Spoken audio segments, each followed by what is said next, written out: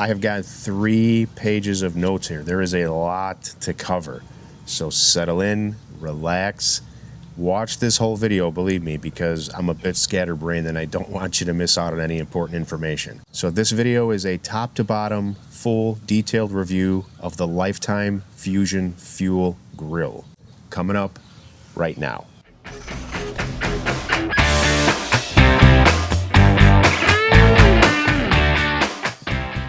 All right, welcome back to the channel, everybody. Really appreciate having you here as always. Please remember likes, comments, very big, very important for the channel. If you haven't subscribed yet, please hit that button down there. And my membership option is open now if you're interested in supporting the channel. With all that out of the way, just a couple quick things I want to cover when we talk about review videos. I am a one-man show, but these review videos are very important to me, and I have a certain methodology that I've developed over the years. One is I try not to watch other review videos of the same cooker because I want my impressions and my opinions to be organic and real and to be my perspective. I don't want my brain poisoned with anybody else's opinions. And so there are some other reviews out there already on this cooker. Just know that I haven't watched any of that stuff. So what you see is what my opinion and my experience is. And if I have an opinion or experience that differs from any of those other channels, it doesn't mean that I'm dissing them or trying to hurt their feelings, or anything along those lines. Those are all friends of mine, and this is just a completely organic experience on what I've had when I've used this cooker from top to bottom. So last disclaimer is that there are likely things I will forget to talk about here, because even though I have 3 pages of notes, there's always something that I wished I would have said or that I didn't cover, or maybe I hadn't experienced yet at the time of doing the video. So I have a pinned comment below this video, and all of the changes or additions or additional thoughts are going to be down in that pinned comment, and I'll add to that over time if I need to. So keep an eye on that pinned comment. I can't change it in the video description, because if I do, YouTube punishes me with the algorithm. They reset the video and then nobody gets to see it. So anything that's different from the description or any thoughts that I have beyond this review video are going to be in that pinned comment. So make sure you pay attention to that. Now, all that said, it's time for me to just kind of tell you my experience with this cooker. It took me a while to just have time to put it together because we had really bad weather here. But the truck delivered it, and when I did start to get into opening this up a couple weeks after it was here at my house, I did see that they had a handwritten card in there. They really paid attention to detail, and that was a nice touch. Now, not every customer that buys this is going to get a handwritten card, and I understand that. But I will tell you from my experience of doing these videos for the past 5 years that the way companies like Lifetime treat their creators or their influencers, or just YouTubers or whatever you want to call us, it's a direct reflection on their company and how they do business and how they treat consumers too. So it was really nice to see that they, spent that extra time and added that in. I was super impressed with this cooker from the assembly standpoint. Now, one thing I'm going to tell you is this took forever to put together. I probably had 3 to 4 hours in putting this thing together, and part of that might be because I'm not really good at putting stuff together, which is why I don't do assembly videos, and I tell you guys that on every single video that I do that's a review video. But I didn't have any trouble doing it. It was just, it took time to do it. The book that they give you with the instructions is so well illustrated, very descriptive, and it's almost impossible not to do it correctly. They also have an app that you can download that gives you step-by-step instructions on how to do it. They have a very detailed assembly video. So there's really no way you're not going to be able to put this together. But it did take me a good amount of time. Now, maybe somebody who's more mechanically inclined, they might be able to do this faster. It's entirely possible. But for me, it was probably closer to 4 hours than 3 hours. Now, eventually, I did get this put together. One more thing I want to mention is literally every single screw aligned perfectly. I didn't have to bend or coerce anything to get this to go together. The materials in this cooker are heavy duty. It's very well built. It's very well designed. And there was a lot of thought put into this. So there is not one time when I touched any of these parts to assemble this cooker and the word cheap came to mind. Never. It was always a quality feeling. very well designed, you know, assembly process, very well designed cooker. Everything just went together very well. So it's very important for me to let you know that. Now, Lifetime as a brand is known for making really good products, and I knew that from the moment I saw their logo when they reached out to me. So I wasn't surprised by that. But seeing as I think this is the first grill they've ever made, I was pretty impressed with how well they did it. So just a quick note that during the assembly process, I did need my son to help me turn it over on the side once and remove it from the box just to make sure I didn't scratch anything. And I laid a piece of cardboard underneath it so I wouldn't scratch anything either. But I wanted to make sure I notated that because I think I had forgotten that. So you're going to need two people at some point, although you probably could do it by yourself, but you're going to take a chance at damaging the grill or scratching it. Now I want to just go over the features and specs. I'm just going to read these off. Gas assisted temperature control in cold weather. So this cooker has propane, it's like a gas grill, and it's a pellet grill. There are 742 square inches of grilling and smoking space. It's very spacious, I can tell you that for sure. Just as spacious as most of the other pellet grills that I've reviewed and that I've used. There's simultaneous direct and indirect cooking because you have that gas grill part and you have the pellet grill part. You can do direct or you can do indirect, and you can actually do it simultaneously. But there's some caveats to that, and there's some things you need to know, and we'll get into that a little bit later. Now the pellet hopper over here on this side, here on the list of features it says this is a 20-pound capacity, but I did see in their booklet that it said up to 28 pounds. I filled it with a 20-pound bag and it still had some room left. I don't know that there was 8 pounds of room, but there was still some room left. So I'm not 100% sure where that lies. Maybe it's somewhere in the middle, but I've seen 20 on here and I've seen 28 somewhere in the book. I'm almost positive that I did. So hopefully that will get corrected. Now under the hood, and I'll overlay some clean footage here, but you have your warming rack and you have your main cooking rack here. These are enamel coated racks. They are heavy, they're good quality, but I'm going to talk a little bit more about the racks as we get a little further into this. Now your main controller unit there that's on the side of the pellet hopper, that has both Bluetooth and Wi-Fi. So you can control this cooker over Bluetooth or Wi-Fi, but there's another caveat to that which I'm going to touch as I go through this. So just pay attention to the idea that you can use both for this, and it's designed to. And it is a beautiful display. It's colored. There are lots of different indicators. You can tell when your fire pot is you know, ignited. You can tell when your auger's turning. You can tell when your fans are turning. So there's lots of indicators on here. It's really beautiful. It's probably the most beautifully designed control panel that I've seen so far. Now, it's not to say there aren't good ones out there. There are. But me personally using, this is the most colorful and most beautiful one. Temperature range from 180 degrees, which would be a low smoke, up to 700 degrees Fahrenheit. And I know it'll reach 700 degrees because I did a burn off clean on this after I got done using it. And I got it up to about 665 degrees, and I kept pulling the lid up just to make sure I didn't have any crazy fires or anything in there, which I did not. But I think most certainly it will reach that 700 degrees. You get 3 meat temperature probes with it, which, by the way, they're very high quality and they're accurate. I did test one. There is a 5-year limited warranty, easy grease and ash cleanout system, and I'm going to go over that in a little bit more detail. So now that you know what they list on their website, let's go ahead and talk a little bit about my experience with this. So I used this thing twice so far. The first night that I used it, I just did some 80-20 burgers on here. I wanted to get this thing dirty. I wanted to get some grease down into this area and see how the grease flow system works and just make sure that I thought it was working the way I was hoping that it was going to work. And it worked flawlessly. Everything went great. After I got done making those burgers, which, by the way, I wrapped those in foil. I did a little Five Guys thing. Man, those were some great burgers. For cooking on a grill that, you know, had no flavor built into it yet, those were some amazing burgers. So props to this grill for knocking out that first cook and feeding our family well that night. But I didn't clean it when I got done. I kind of wanted to leave it dirty because one of my biggest concerns with this design is going to be, you know, potential for safety issues like grease fires, and is the grease really moving or is it staying stagnant like this other cooker I reviewed a couple years ago? You know, but this worked perfectly. So I wanted to leave it dirty because the very next day or a couple days after, I was going to do a pork butt, a low and slow cook, and I did that. Normally, I trim the fat cap off the bottom because I like to get good crust and good bark around the entire pork butt.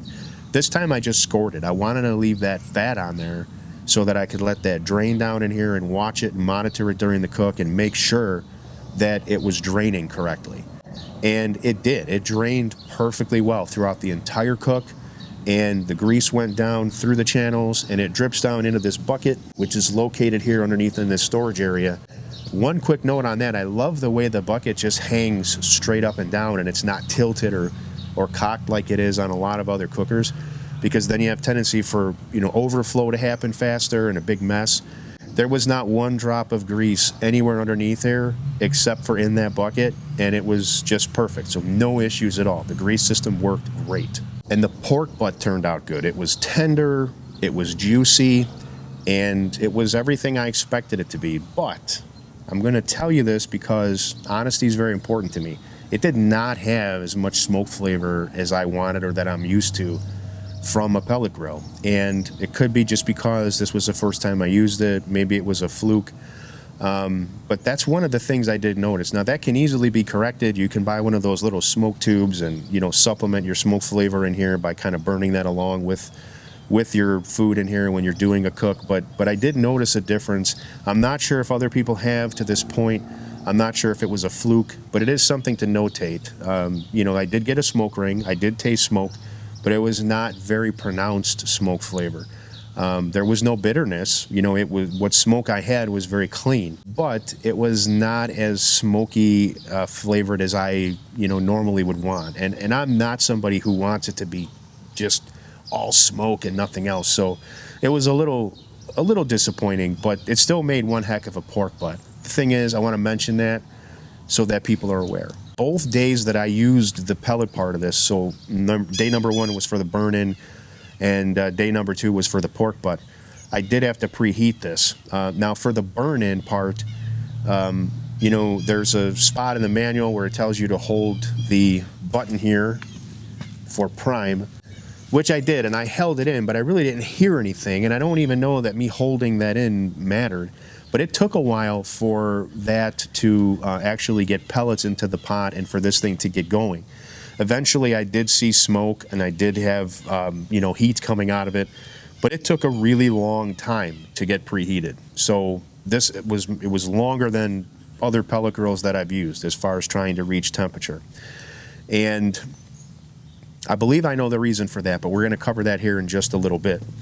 My point is that it took longer both days, not only on that first burn-in day, but it took longer on the day I was cooking the pork butt. Now, disclaimer, it was very cold out both of those days. So I think it was 10 degrees one day and 25 or 30 degrees the next day. So, you know, in that type of temperature, pellet grills may take a little longer to heat up, but this took longer than other grills that I've used. I've had a number of them here, and I still do. So, just something that's noticeable. Now, let me talk about why I think that is. The grease catching system here, which is your drip tray, and I want to take you to the back of this cooker and show this to you, so come on with me. So this tray here is where you're going to catch all your grease. This is what routes everything down into the bucket. And in order to remove this, of course you never want to do this when the cooker's hot, but in order to remove this, you'll pull these two side levers in, and you pull this out. Now this tray completely separates, and I'm going to show you now. Let's go around front. Now your fire pot is way down here at the bottom, and this tray actually covers it entirely. So when I push this in, it covers the fire pot. When I pull it out, you'll see that the fire pot is exposed. But when this is in fully, it completely separates the pellet grill area of the cooker with the top area of the cooker. So this, to me, I'm not sure if it's creating like an airflow issue or if it's just keeping the heat from getting up into the main cook chamber, but it definitely adds to the complexities of why it takes a long time for this thing to preheat compared to other cookers. And it's necessary. You got to have it. You have to have that down there because that whole thing is what funnels the grease down into that bucket. And it does a wonderful job. I'll tell you for sure that when I did my cleanup on this, there was no grease anywhere down there that went below that drip tray. So in the belly of the cooker, when I cleaned out all the ash, there was no grease, there was no char. It was literally just pellet ash. So It does an outstanding job of keeping this cooker safe, keeping grease out of that area. And that's really important. If you're going to have a dual design cooker like this, safety's got to be number one. And I know it was with them because it's definitely safe from what I can tell so far. But that fire pot and the airflow of this cooker has a real hard time getting things up to temperature in a, I don't want to say reasonable, maybe it is still a reasonable amount of time, but it's noticeably longer than other cookers. So that's something that you need to know. So now that I've covered a lot of pros and maybe a couple cons, there are a couple things that I do want to mention. We talked about the grates and so on, but I want to get into that a little bit. One thing that I was disappointed with, just flat out disappointed with, is that this cooker, for it being the quality that it is, for it carrying the Lifetime name, it deserves better cooking grates. These enamel coated grates, they feel heavy, they're good quality, but this thing deserves stainless steel, or better yet, it deserves cast iron grates just to finish this thing off. I think everything combined, when you look at this cooker from top to bottom, it just deserves better cooking grates. It really does. And so that's maybe not a complaint, but a suggestion or a recommendation. The other thing is, when you're using just the gas portion of this grill, you have no way to monitor temperature here. So they really do need to have a manual thermometer on this lid, because most of us, when we're using this in gas mode, like on a weeknight cook, maybe before a baseball game and after school for the kids, whatever, you're not going to have your electric cord running out here to plug into this thing to monitor your cook temperatures from your controller. So, you know, you should be able to monitor temperatures here without having to have it plugged in. And I think that's something, an upgrade or a suggestion that down the road they really, really need to consider. I'm sure you can mod this thing and you can put in, I'm not that guy. I don't like to drill holes in new cookers and stuff like that. I think it should just come from the factory. So that's a really important suggestion that I want to make. Now, the app that you use to control this, it gives me everything I need as a user of this cooker. Now, there are other apps out there with other brands that offer more, lots of graphics and data. This just gives me what I need. I can control the cooker, I can change temperatures, and I can do, what I need to do and monitor the cook, which is really important. But a little asterisk to that. In terms of app functionality, I love the layout. I love the features it has. Could it have more? Yeah. Will they probably add more? Yeah. But I did have some issues with it. When I was using this, particularly on the day when I was doing the pork butt, I was unable to change the temperature of the cooker when it was in, there's these two little icons in the top left of the app. One is clearly a Wi-Fi icon, the other is a Bluetooth icon. When it was on Wi-Fi, which is the default, I tried to change the temperature of the cooker multiple times and it did not work. So in my mind, I just thought, okay, let me touch on this Bluetooth icon, which I did, and I changed the temperature of the cooker and it did work. So it worked to change the temperature through the Bluetooth, but not through the Wi-Fi. And I think that's probably a glitch that they'll work out. But for the time being, unless I did something wrong, that's something that does need to be addressed. But that's something that I think can be fixed just through a firmware update or an app update. Who knows where the issue is. And for clarity, I have the iPhone. So perhaps on Android, maybe it's not an issue. Maybe it's an iPhone issue they need to work out between the app and the iPhone. But, it's just something I do want to note. And again, this is like version 1.0. It's one of the things that I loved about this was when I turned it on the first time, I didn't have 50 software updates to run like every other piece of electronics you open nowadays. I hit the update thing just to check and it said you're up to date, and I was like, perfect, let's move on. Now, I did mention that when I got done using this, I cleaned it up. So I took everything out, I scraped off all the loose stuff that was on the burner covers and the plates that go underneath that. I scraped off all the loose stuff on that big metal, I guess you'd call it the drip tray or the separator. And then underneath that, I found there was a lot of ash there. There was a lot of ash in the fire pot. And it was, I would say it had about 10 to 11 hours of use. I believe in the manual it says that you should give this thing a good cleaning every 24 hours of usage. But then there was another part that said you should clean it thoroughly after every use. So you know, let's be realistic here. People are not going to clean this thing up fully after they use it every time. For most people, you're going to be lucky if they do it every 24 hours of use. I really don't think I would wait 24 hours of pellet grill usage to clean out this thing underneath, because the fire pot had a lot of ash in it, you know, and it's a safety concern. If you don't clean that out, there's too much ash.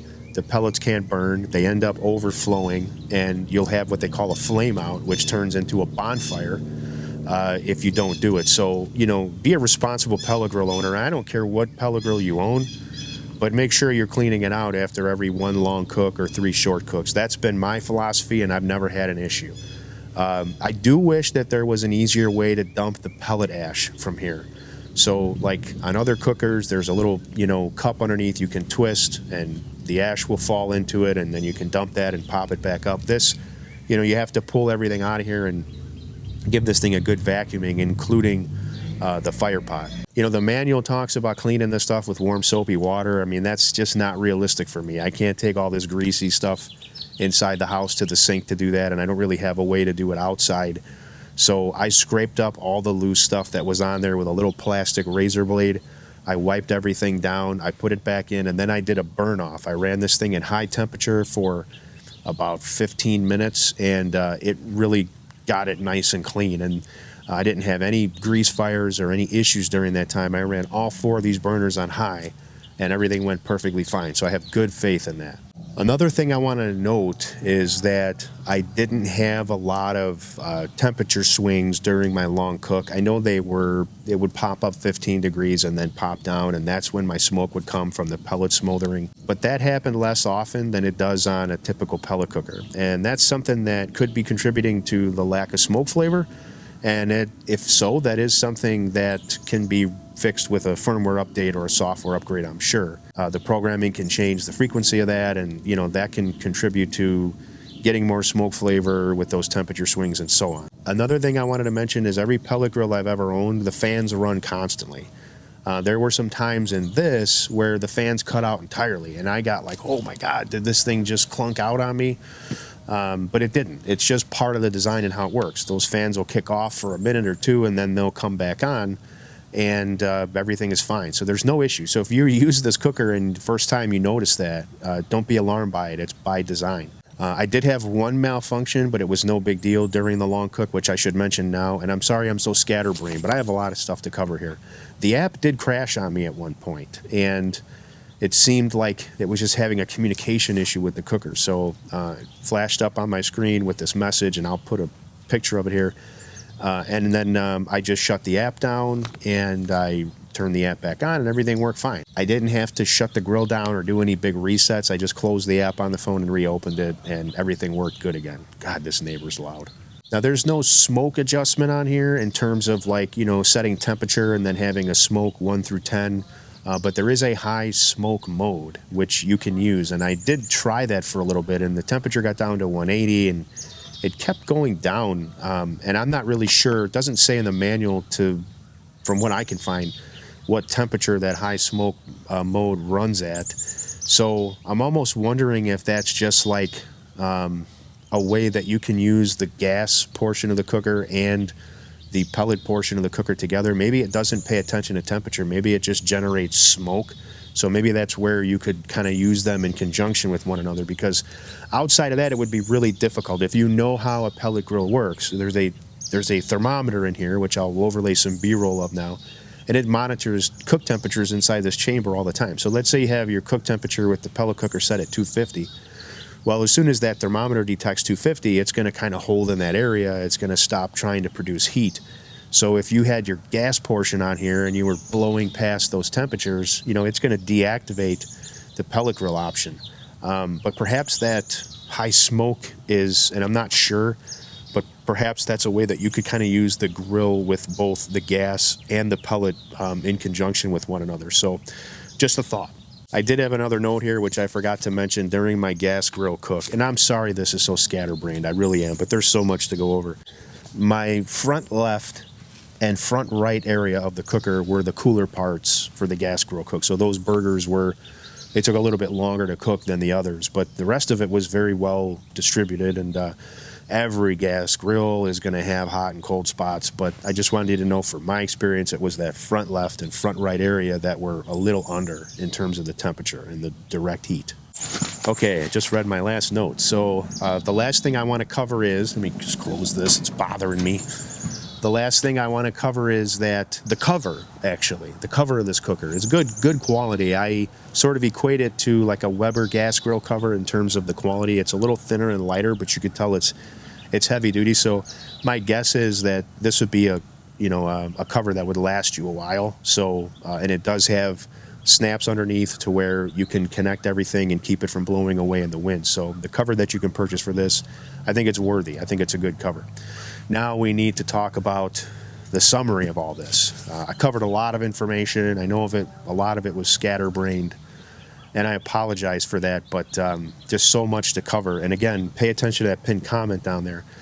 So the price point of this cooker is $13.99. A lot of people are going to ask me, is it worth it? And I have to say that despite some of the shortcomings and some of the stuff that I experienced with this, yeah, I still recommend this cooker, and I still recommend it at that price point, especially for somebody who's maybe limited on space. So, let's say you only have space for one cooker, or maybe your wife will only let you have one cooker. This would be a good solution for you because you can still do that low and slow smoke. And again, not as smoky flavor as some of these other most other pellet cookers, I would say, but you can supplement that with a smoke tube. And the pellet grill mechanism, top notch. I really love it. I think that perhaps down the road, I'm not an engineer, but maybe they can alter that design and allow more smoke to come up into that main cook chamber. Perhaps they can change that down the road, the design, maybe just of that grease tray, just by popping that out and popping a different one in to allow more airflow so it can preheat faster and allow more smoke to get up into that main chamber. But there's ways around that for the time being if you really want it. So from a quality perspective of the controller, the functionality of the pellet cooker, if you took $13.99 and divided it by 2, it's $700. So $700 for a pellet cooker of this quality, I think it's a good value. And for the gas portion of this, same thing. This is a high quality cooker. Those burners are stainless steel.